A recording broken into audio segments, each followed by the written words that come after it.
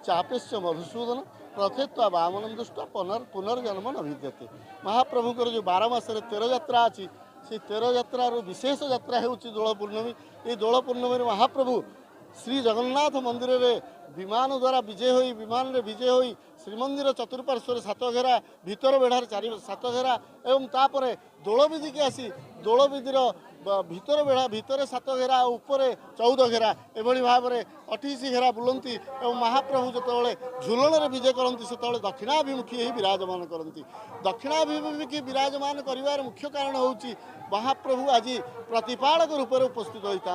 सारा जगत रे भगवान जितेबले दोल जो विराजमान करती सारा जगत को प्रतिपालन करने संकल्प नियंती से सारा जगत आज महाप्रभु प्रतिपालक रूप में उपस्थित हो समस्त निश्चित भाव में कल्याण हो। ये रंग होलीर महापर्व ये महापर्व रे समस्त रंग को एकाकार करी महाप्रभु समस्त को एक कर देइछंती। इटी भक्त भगवान एवं अन्यान्य जी भी अछंती समस्त को साधु संत वैष्णव समस्त एकाकार समस्ते महाप्रभुकर भक्त एवं महाप्रभुकर अनुसारी से समस्ते एकाकार हो जो रंग 7 प्रकार हो मात्र से जिते प्रकार हो मात्र जो महाप्रभु चरण में पड़े से गोटे रंग हुए आशीर्वाद रंग से आशीर्वाद रंग आज महाप्रभु समस्त को दिए।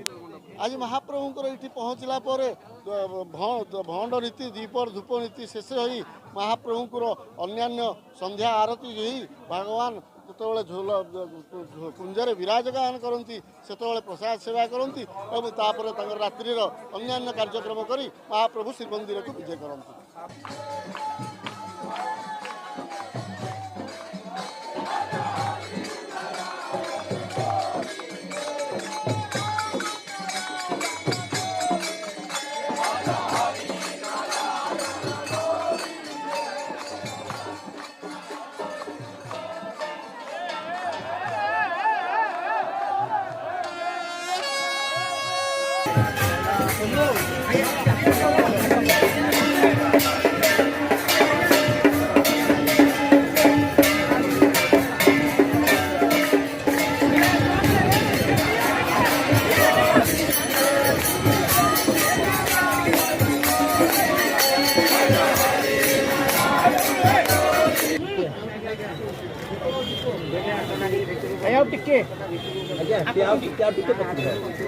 मुहूर्त बड़ी आसतु